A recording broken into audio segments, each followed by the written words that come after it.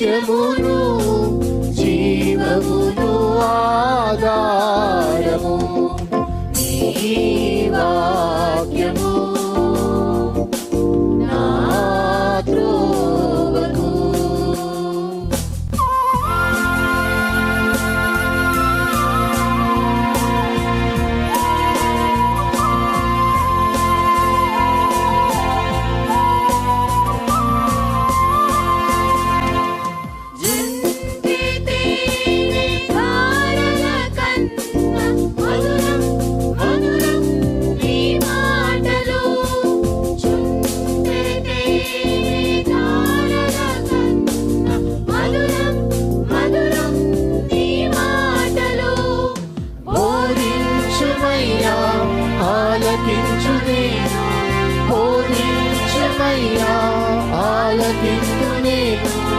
అనుసరింతునయ్యా ఆత్మశక్తితో, అనుసరింతునయ్యా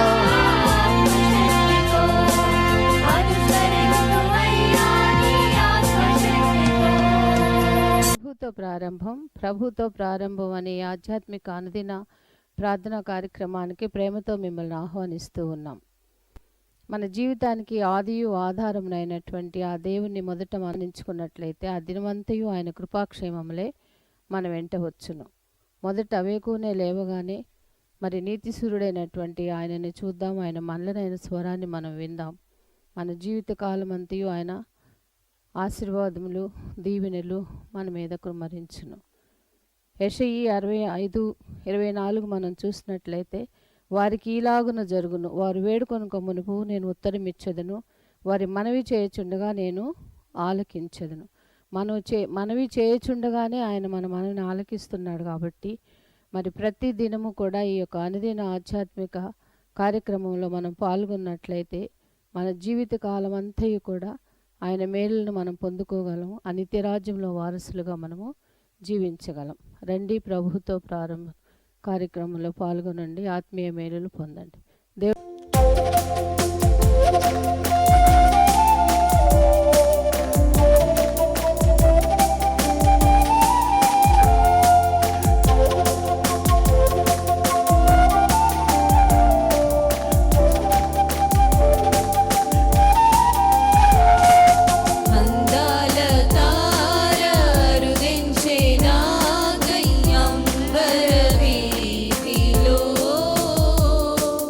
అవతారము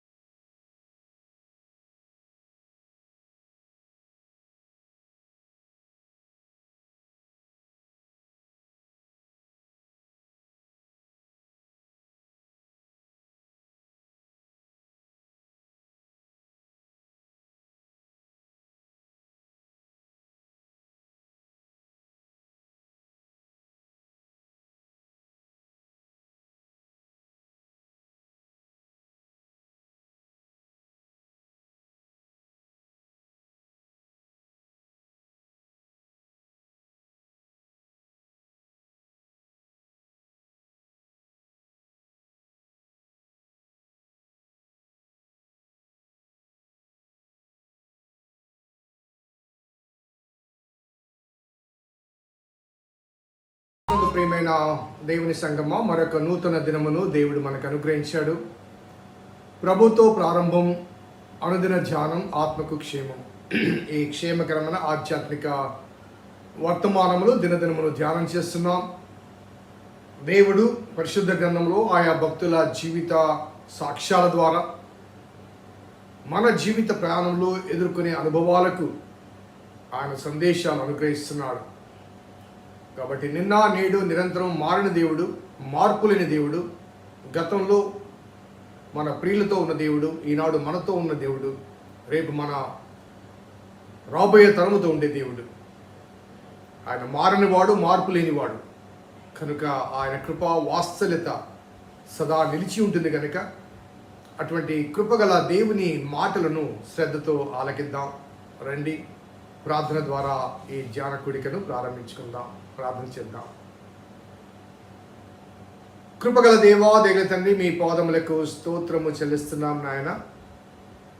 నీ ఉచితమైన దయా సంకల్పాన్ని బట్టి మమ్మల్ని ప్రేమించి మీరు అనుగ్రహిస్తున్న దినదిన సువర్తమానములు బట్టి ప్రభాస్తుతులు చెల్లిస్తున్నాం. సమూయేలు 2వ గ్రంథంలో దావీదు జీవిత చివరి సాక్ష్యాన్ని మేము వింటున్నాం. ఆయన మాటల ద్వారా, ఆయన క్రియల ద్వారా, ఆయన హృదయము ఏ రీతిగా నీకు సమీపంగా ఉందో ఆ వాస్తవాన్ని తెలుసుకున్నది ద్వారా మేము కూడా సరిపోల్చుకుని సవరించబట్టే అవకాశం మీరిస్తున్నారు కనుక స్తుతులు చెల్లిస్తూ మీ ప్రేమ సంకల్పాన్ని బట్టి నిరీక్షించులాగిన మీ కృప దయచేయమని మా రక్షకుడైన యేసు నామమున అడిగి వేడుకొంచున్నాం తండ్రి, ఆమేన్. స్నేహితులారా, నేటి కొరకు ఏర్పాటు చేయబడిన లేఖన భాగం సమూయేలు 2వ గ్రంథము 24వ అధ్యాయము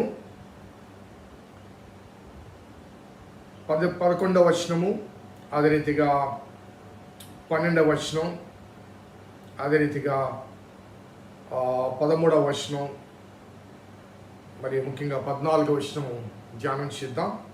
14వ వచనం నేను చదువుతాను. అందుకు దావీదు, నాకేమీయూ తోచకున్నది, గొప్ప చిక్కులలో ఉన్నాను. యెహోవా బహువాత్సల్యత గలవాడు గనుక మనుష్యుని చేతిలో పడకుండా యెహోవా చేతులనే పడుదము గాక అని గాదుతో అనెను. 4 వచనాలు మనము మనసు తెచ్చుకొని మరి 14వ వచనం చదివాం. మరి ఈ సందర్భం నిన్న మనం జ్ఞాపకం చేసుకున్నాం. డేవిడ్ కన్ఫెసెస్, నేను పాపము చేసి తిని అని దావీదు మరి ఆ హృదయపూర్వకంగా ఒప్పుకునే అనుభవాన్ని మనం జ్ఞాపకం చేసుకున్నాం. దావీదు ఎందుకు దేవునికి హృదయానుసారుడుగా పిలువబడ్డాడు అంటే, దేవుని హృదయము మనిషి నుంచి ఏమి కోరుకుంటుందో ఆ లక్షణాలు దావీదులో ఉన్నాయి. మానవుడు పాపం చేయకుండా ఉండడు, కానీ దేవుడు మనిషి నుంచి కోరుకునేది పశ్చాత్తాపం, మారు మనస్సు, పరితాపంతో కూడిన హృదయం కావాలి. ఆ హృదయము దావీదులో చాలా స్పష్టంగా కనబడుతుంది. ఈ జనసంఖ్య రాసినప్పుడు నేను పాపము చేసి తిని అని ఒప్పుకుంటూ, మళ్ళీ 17వ వచనంలో కూడా చూడండి, చిత్తగించు, పాపము చేసిన వాడను నేనే, దుర్మార్గముగా ప్రవర్తించిన వాడను నేనే, గొర్రెల వంటి వీరేమి చేసిరి, నన్నును నా తండ్రి ఇంటి వారిని శిక్షించుము అంటూ మరి దేవునితో మనవి చేసుకుంటాడు. ఇక్కడ మొదటిసారిగా గాదు అనే ప్రవక్త కనిపిస్తాడు. ఆ గాదు అనే ప్రవక్త, మరి ఆ ప్రవక్త ద్వారా దేవుడు మాట్లాడిన అనుభవాలు. దావీదుతో దేవుడు చాలాసార్లు ప్రత్యక్షంగా మాట్లాడాడు, కానీ ఎప్పుడు తప్పు చేసినా కానీ, అనగా దేవుని హృదయాన్ని కష్టపెట్టే రీతిగా, దేవుని ఆజ్ఞకు భిన్నమైన రీతిగా ప్రవర్తించిన ప్రతిసారి కూడా దేవుడు ప్రత్యక్షంగా దావీదుతో మాట్లాడలేదు. గతంలో నాతాను ద్వారా మాట్లాడాడు, ఇప్పుడు గాదు ద్వారా మాట్లాడుతున్నాడు, గాదు ప్రవక్త ద్వారా మాట్లాడుతున్నాడు. సో అక్కడ 10వ వచనంలో అయితే, యెహోవా కరుణించి నీ దాసులైన నా దోషులను పరిహరించమని యెహోవాతో మనవి చేశాను. ఇక్కడ గాదు ప్రవక్త వచ్చి చెప్పినప్పుడు యెహోవాతో మనవి చేశాను అనే మాటలకు రాయబడింది. 12వ వచనంలో ఆ దేవుడు కూడా గాదు ద్వారా దావీదు చెప్పిన వెంటనే విషయం ఏంటంటే, 3 విషయములు నీ ఎదుట పెడుచున్నాను, వాటిలో ఒకదాన్ని నీవు కోరుకునేలా నేను అది నీ మీదకి అర్పించదును. కావున గాదు దావీదు వద్దకు వచ్చి ఇట్లని ఆ సంగతి తెలియచెప్పెను. నీవు నీ దేశమందు 7 సంవత్సరములు క్షామం కలుగుట ఒప్పుకొందువా? నిన్ను తరుముచున్న నీ శత్రువు ఎదుట నిలవలేక నీవు 3 నెలలు పారిపోట ఒప్పుకొందువా? ఈ దేశమందు 3 దినములు తెగులు రేగట ఒప్పుకొందువా? యోచన చేసి నన్ను పంపిన వానికి నేను ఇయ్యవలసిన ఉత్తరము నిశ్చయించి తెలియజెప్పను. అందుకు దావీదు, నాకేమీ తోచుకున్నది, గొప్ప చిక్కుల్లో ఉన్నాను, యెహోవా బహువాత్సల్యం గలవాడు గనుక అనే మాట ఇక్కడ వాడబడింది. So God was giving 3 options. ఒకటేంటంటే నీ దేశంలో గొప్ప క్షామము కలుగుట. ఆ కాలంలో ఇశ్రాయేలు ప్రజలకు క్షామము, కరువు అనేది సర్వసాధారణమైన విషయం. అబ్రహాము కాలంలో కరువు వచ్చింది, ఇస్సాకు కాలంలో కరువు వచ్చింది. ఆ తర్వాత మరలా మనము గమనిస్తే ఆ ఏలియా కాలంలో కరువు వచ్చింది. కరువు అనేది సర్వసాధారణ విషయం. అలాగే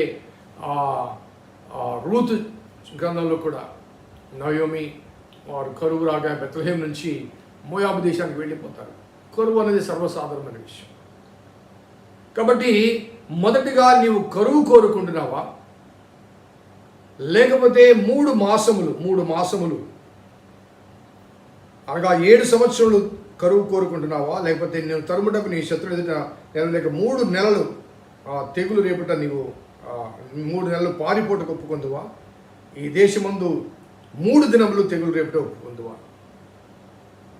సో శత్రువు ఎదుట పారిపోవడం అనేది దావీదుకి అలవాటు. గతంలో సౌలు చేతుల నుంచి పారిపోయాడు. అదే రీతిగా రీసెంట్గా అబ్షాలోము దగ్గర నుంచి పారిపోయాడు. కాబట్టి పారిపోవుట అనేది కూడా దావీదు జీవితంలో జరిగిన ఒక అనుభవం. కాబట్టి అది దావీదు అనుభవంలో ఉన్నది కాబట్టి దావీదు కోరుకున్నది ఏంటంటే మనుష్యుల చేతిలో కన్నా దేవుని చేతిలో పడట ఇష్టం. ఎందుకంటే ఆ దేవుడు వాత్సల్యత గలవాడు కనుక మనుషుల చేతిలో పడకుండా యెహోవా చేతిలోనే పడదు. అనగా 3 దినములు తెగులు. 7 years కాదు, 3 months కాదు, 3 days ఆ తెగులు ఆ కాలం గురించి మాట్లాడుతూ, లేకపోతే ఆ సంఘటన గురించి మాట్లాడుతూ యెహోవా బహు వాత్సల్యం గలవాడు 3 దినములు అన్నాడు. కానీ దేవుడు ఆ కరుణామయుడు కనుక మమ్మల్ని కరుణించే అవకాశం ఉంది అన్న భావన మరి దావీదు వ్యక్తపరుస్తాడు. ఆ రీతిగానే ఆ తర్వాత కాలంలో చూస్తే మరి 15-16 వచనంలో చూస్తే, అందుకు యెహోవా ఇశ్రాయేలు మీదకి తెగులు రప్పించగా ఆ దినము ఉదయం మొదలుకొని సమాజ కూటపు వేల వరకు అది జరుగుచుండెను. అందుచేత దాని నుంచి బయర్షెబ వరకు 70,000 మంది మృతి పొందిరి. ఆ తర్వాత అయితే దూత యెరూషలేము పైకి హస్తము చాపి నాశనం చేయబడినప్పుడు యెహోవా ఆ కీడును గూర్చి సంతాపం ఉంది. ఇంతే చాలు, నీ చెయ్యి తీయమని జనులకు నాశనం చేయకమని నాశనం చేయ దూతకు ఆజ్ఞయించాడు.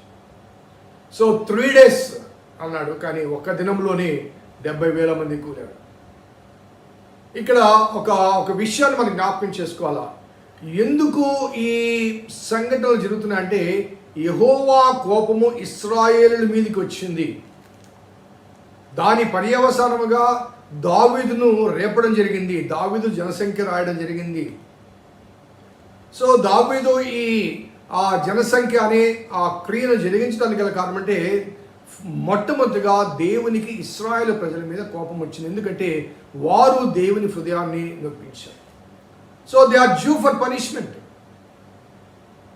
ఆ అరణ్య ప్రయాణంలో కూడా గమనించండి, ఎవరైతే తప్పు చేశారో ఆ మిద్యానీయులతో లేకపోతే మోయాబీయులతో వ్యభిచారం చేసినప్పుడు ఆ తప్పు చేసిన వారిని దేవుడు స్పేర్ చేయలేదు. అలాగే సనికి కొనిగిన వారు దాదాపు 6 లక్షల మంది అరణ్యంలో రాలిపోతారు. కాబట్టి ఈ 70,000 మంది అనే సంఖ్యాపరంగా మనము వారు ఏం చేశారో రాయబడలేదు. కానీ తప్పనిసరిగా వారు దేవ వ్యతిరేక క్రియను, దేవుని మనసును గాయపరిచితే ప్రవర్తించుంటారు. కాబట్టి దేవుడు తన ఉగ్రతను కృమ్మరింపచేశాడు. 70,000 people. మరి దావీదు తన అనుభవపూర్వకంగా గ్రహించిన రీతిగానే దేవుడు వాత్సల్యత గలవాడు కనుక మనుషుల చేతిలో వద్దు, నాకు కరువు వద్దు, అదే రీతిగా మనుషులు నన్ను తరుముట కాదు, దేవుని చేతిలో పడితే చాలు. దేవుడు వాత్సల్యత గలవాడు. ఈ విషయాన్ని మనకు ఆ దినవృత్తాంతాల గ్రంథంలో కూడా సేమ్ యాజ్ ఇట్ ఈజ్గా వ్రాయబడి ఉంది. అక్కడ వాడబడ్డ మాట యెహోవా 21వ అధ్యాయం, దినవృత్తాంతం మొదటి గ్రంథం 21వ అధ్యాయం 13వ వచనంలో, అందుకు దావీదు, నేను మిక్కిలి ఇరుకులో చిక్కి ఉన్నాను, యెహోవా మహాకృప గలవాడు, నేను మనుషుల చేతిలో పడక ఆయన చేతిలోనే పడదును గాక అని గాదుతో సెలవిచ్చాను. సో ఇక్కడ కృప కలిగిన వాడు అనే మాట, అక్కడ వాస్తవత కలిగిన వాడు అనగా ఆ రెండు కూడా సినానిమస్గా వాడబడుతున్నాయి. David in his own experience could see the wrath of God, at the same time could experience the grace of God. దైవ వ్యతిరేక విధి విధానాలప్పుడు దేవుడు ఉపేక్షించలేదు, దేవుడు శిక్షించాడు. ఆ శిక్ష తనకు క్రమశిక్షణగా మార్చబడింది. ఆ తర్వాత ఆ శిక్షను భరించిన నేపథ్యంలో దేవుడు తన కృపను కృమ్మరింపచేశాడు. So he experience the both ends.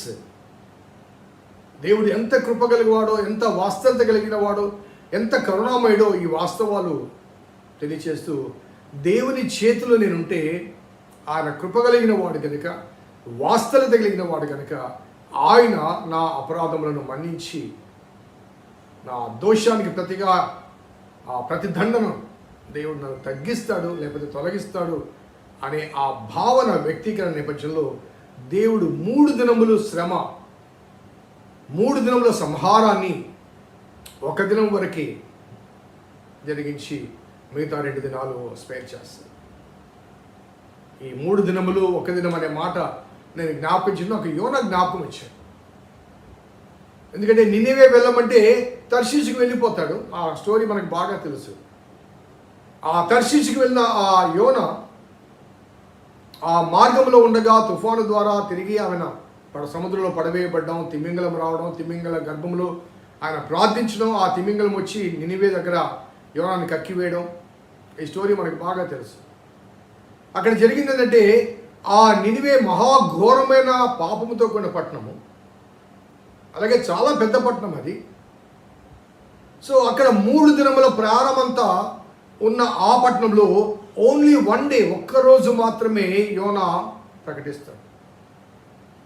3 దినములు మరి దేవుని ఉగ్రత ప్రకటించవలసిన యోనా 1 దినం మాత్రమే ప్రకటిస్తాడు. ఆ 1 దినానికి రాజుగారు సింహాసనం మొదలుపెట్టి బూడిదలో కూర్చుంటాడు, రాజవస్త్రాలు తీసివేసి గోనెపట్ట చుట్టుకుంటాడు, ఆహారాలు మానివేసి ఉపవాస దినం చాటిస్తాడు. రాజే కాదు, ప్రజలే కాదు, పశువులు కూడా ఉపవాసం ఉన్నాయి. 1 డే, 3 దినములు ప్రకటించాలి కానీ 1 దినానికి అక్కడ మార్పు వచ్చింది. మరి ఇక్కడ 3 దినములు దేవుని ఉగ్రత అనుభవించాలి కానీ 1 దినానికే దేవుడు ఇక చాలు. ఎందుకంటే దేవుడు వారి అంతరంగములో కలుగుతున్నటువంటి పరివర్తన చూచాడు. ఆ మార్పు కలిగిన వెంటనే దేవుడు తన ఉగ్రతను వెనక్కి తీసుకున్నాడు, తన శిక్షను వెనక్కి తీసుకున్నాడు. సో ఇటువంటి అనుభవాలు ఆనాడు దావీదు జీవితంలో కానీ మన జీవితాల్లో కూడా అనేక సార్లు మనం తప్పులు చేసిన మాట వాస్తవం, పొరపాటు చేసిన మాట వాస్తవం. కానీ దేవా మన్నించమని అడిగినప్పుడు, ఆ హృదయంలో ఆ భారభరితమైన ప్రార్థన కలిగినప్పుడు దేవుడు మన్నించిన క్షణాలు కాదండి, మన్నించిన సంఘటనలు కోకొలలు. దేవుని మన్నింపులో లేకపోతే మన మనుగడ కొనసాగేదా ఒకసారి ఆలోచిద్దాం. దేవుడు మన్నించకపోతే మన మనుగడ కొనసాగుతుందా? అసలు ఆ మన్నింపుకు సూచనగానే కదా దేవుడు తన కుమారుని మన మధ్యకి పంపించింది. సో తన క్షమాపణకు తన అనుగ్రహించబోయే క్షమాపణకు సూచనగా కదా తన కుమారుని పంపించింది. దాని వెనక దాని కారణం దేవుని ప్రేమే కదా. సో అటువంటి ప్రేమామయుడు అపరాధము చేసినప్పటికీ కూడా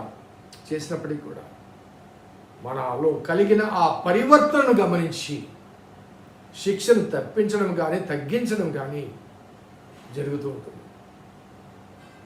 మరి దేవుడు ప్రేమామయుడు, ఆ దేవుని ఆశ్రయించాం. ఆయన ఆశ్రయించిన నరుడు ధన్యుడు కనుక మరి దావీదు జీవిత ప్రయాణంలో చివరి భాగానికి వచ్చేసరికి దేవుని క్షమాపణ పొందాడు. దేవుని చేతిలో పడాలి, మనుషుల చేతిలో పడితే కాదు. ఎందుకంటే మనుషుల హృదయాలు కఠినమైనవి కనుక వాడు స్పేర్ చేయరు. కాబట్టి దేవుడు నన్ను తప్పక మన్నిస్తాడన్న భావన దావీదు ఎక్స్ప్రెస్ చేశాడు. ఆ భావనకు అనుగుణంగా దేవుడు కూడా దావీదు జీవితంలో, అనగా ఆనాటి ఇశ్రాయేలు ప్రజలు దావీదు జీవితంలో 3 దినముల ఆ ఉగ్రత, ఆ సంహారాన్ని ఒక దినమునకే ఆపి రక్షణ గావిస్తాడు. ఆ తర్వాత మరి అక్కడ ఆ ప్రాయశ్చిత్తం జరగడానికి దావీదు ఎక్కడికి వెళ్ళాడో, ఏం జరిగిందన్నది మరలా మనం రేపటి దినం జ్ఞాపకం చేసుకున్నాం. ప్రేమామయుడు అనే దేవుని ఆశ్రయించాం మనం. ఆయన కరుణామయుడండి, వాస్తవత కలిగేవాడు. ఎటువంటి స్థితిలో ఉన్నప్పటికీ ఆయన ఆశ్రయించిన నీవు నేను ధన్యులం కనుక అటువంటి దేవదేవుని నీడలో సదా కొనసాగాలని, ఆస్వాదించబడాలని, ఆనందించబడాలని, ఆరోగ్యాన్ని, ఆనందాన్ని, క్షేమాన్ని సదా పొందుతూ ఉండాలని కోరుకుంటూ ఈ మాటలు ముగిస్తున్నాను. దేవుడు మనల్ని దీవించి ఆశ్రయించుగాక. ప్రార్థించుగాక. కృపగల దేవా, దయల తండ్రి, మీ పాదములకు స్తోత్రము చెల్లిస్తున్నాం నాయన. నీ ఉచితమైన దయా సంకల్పాన్ని బట్టి మమ్మల్ని ప్రేమించి అనుగ్రహిస్తున్న అనేకమైన ఆశీర్వాదాలు బట్టి ప్రభాస్తుతులు చెల్లిస్తూ, ఈ దీవెనకర అనుభవాల మధ్య మమ్మల్ని ప్రేమించి మీరు మమ్మల్ని కాపాడుతున్న విధానం బట్టి మీకు స్తుతులు చెల్లిస్తున్నాం. పాపంలో పుట్టాము, పాపంలో పెరిగాము కాబట్టి మా మనస్సులు కానీ మా ఆలోచనలు కానీ పాపం వైపు మరులు గొల్పబడుతున్న అనుభవాల మధ్య నీ ఉగ్రత మేము భరించే శక్తి మాకు లేదు ప్రభా. కాబట్టి ఆనాడు దావీదు వేడుకున్న రీతిగానే మేము కూడా పశ్చాత్తాపంతో నీ వాస్తవత కొరకు విజ్ఞాపన చేస్తున్నాం. మమ్మల్ని మన్నించి మా పాపములు క్షమించి నీ రాజ్య వారసులుగా నీ ప్రణాళిక చొప్పున ఎన్నిక చేయమని వేడుకుంటూ మా రక్షకుడైన యేసు నామమున అడిగి వేడుకొంచున్నాం తండ్రి. ఆమేన్. తండ్రి, కుమార పరిశుద్ధాత్మ త్రియేక దేవుని దీవెన ఈ వాక్యం విన్న బిడ్డలకు, వాక్యాభిలాషులకు సదా తోడేయును గాక. ఆమేన్. God bless you. దేవుని దీవించును.